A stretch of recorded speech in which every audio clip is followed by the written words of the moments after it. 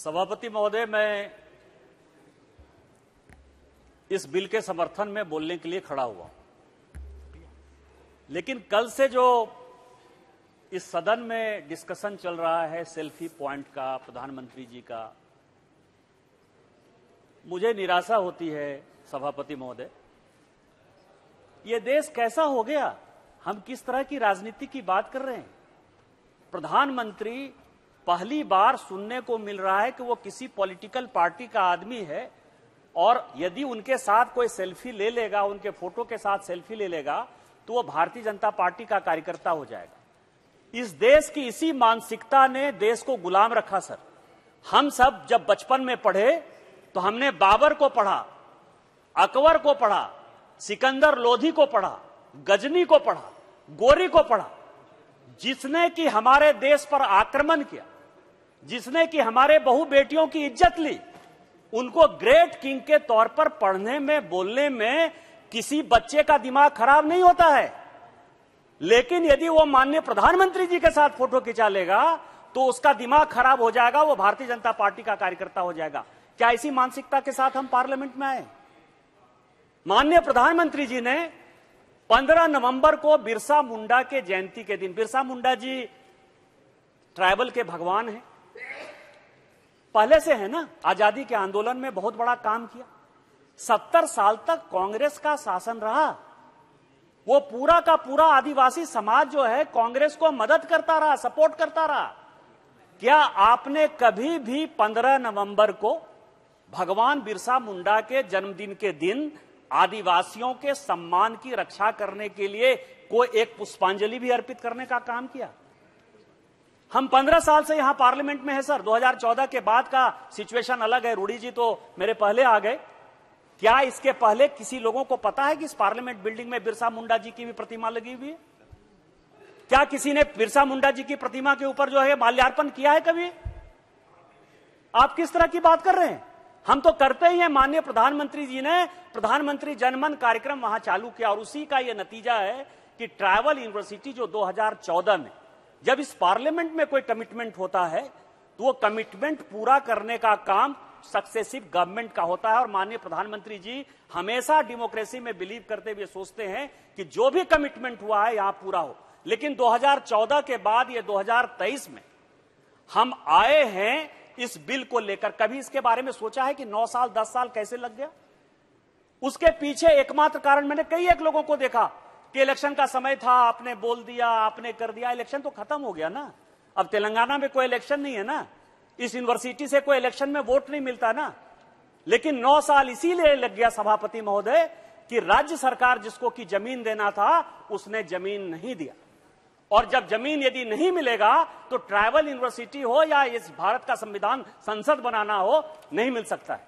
मैं केवल 2-3 शब्दों में अपनी बात पूरी करना चाहता हूं और इस सदन के लिए बहुत इंपॉर्टेंट कि मैं जिस राज्य में पैदा हुआ, जहां मेरे पूर्वज हैं, जहां मेरे मां पिताजी रहते हैं, एक बड़ा राज्य है सर, अशोका द ग्रेट। धर्म की यदि बात करें तो बुद्धिज्म, जैनिज्म, सिखिज्म, ये तीनों धर्म जो है वहीं उसी बिहार से निकले। लेकिन कितने लोगों ने बुद्ध की भूमि देखी है? कितने लोगों ने जैन की भूमि देखी है? कितने लोगों ने सिख की भूमि देखी है? कितने लोगों ने पुष्यमित्र शुंग का नाम सुना है sir? The great king Pushyamitra Shunga. Ashoka dynasty के बाद यदि किसी ने इस देश को इकट्ठा किया, क्या हमने बच्चों को पढ़ाया है? कितने लोगों ने चोल वंश को देखा? यदि कंबोडिया जाइए, सिंगापुर जाइए, बैंकॉक जाइए तो आपको लगेगा कि ये चोला डायनेस्टी का जो है इतना बड़ा। लेकिन नॉर्थ में, साउथ में, पॉलिटिक्स में, हिंदू में, मुस्लिम में, बौद्ध में, जैन में ऐसा हमने बांट दिया कि हमको बाबर याद आ रहा है, अकबर याद आ रहा है, लेकिन चोला डायनेस्टी याद नहीं आ रही, पुष्यमित्र शुंग याद नहीं आ रहे हैं, अशोका द ग्रेट याद नहीं आ रहे हैं। और यही एक पीड़ा है सर। मैं जिस गांव में पैदा हुआ, मैं अपनी बात, जिस चीज के लिए मैं खड़ा हुआ, 2-3 बातें मैं बोलना चाहता था। एक तो माननीय मंत्री जी, आपसे आग्रह होगा कि यहां ड्रॉप आउट की बहुत चर्चा हुई है। जहां तक मेरी जानकारी है कि ड्रॉप आउट जो बच्चे हैं, या तो उनको अच्छी नौकरी लग गई है या एक कॉलेज छोड़कर वो दूसरे कॉलेज में चले गए हैं। तो मुझे लगता है कि एक कमेटी बनानी चाहिए सरकार को और ये देखनी चाहिए कि ये ड्रॉप आउट जो बच्चे हैं बेसिकली वो ड्रॉप आउट होके वो घर में बैठ रहे हैं या वो कहीं नौकरी पा रहे हैं, जिससे कि ड्रॉप आउट का जो ये डिस्कशन है वो खत्म हो। मैं केवल एक छोटे से लिमिटेड पॉइंट के लिए खड़ा हुआ था सर। मेरा गांव विक्रमशिला है, यहां रूढ़ी जी बोल रहे थे, कल मैंने उनको आग्रह किया था कि आप गए हैं विक्रमशिला विश्वविद्यालय के बारे में बोलिए।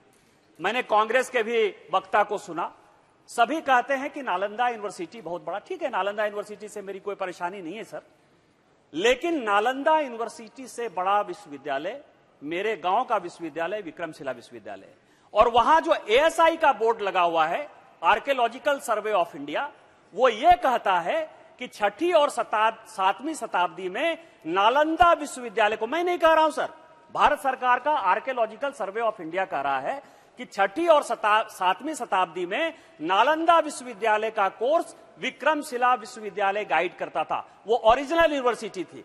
विक्रमशिला विश्वविद्यालय वो है जिसने कि इस दुनिया को, मार्क माई वर्ड, इस दुनिया को पहला वाइस चांसलर दिया, भगवान अतीश दीपांकर, जिन्होंने दलाई लामा पंथ की स्थापना की। विक्रमशिला विश्वविद्यालय उसी साल जला, क्योंकि प्रेमचंद्रन जी से भी निराशा हुई। वो कह रहे थे कि हम 200 विश्वविद्यालय में नहीं है, तो क्या हो गया? आज गूगल का हेड कौन है? आज माइक्रोसॉफ्ट का हेड कौन है? सुंदर पिचाई कौन है? सत्य नडेला कौन है? हमारे लोग जो है देश की इकोनॉमी में, दुनिया की इकोनॉमी में आगे बढ़ रहे हैं। आपको यह क्यों परेशानी हो?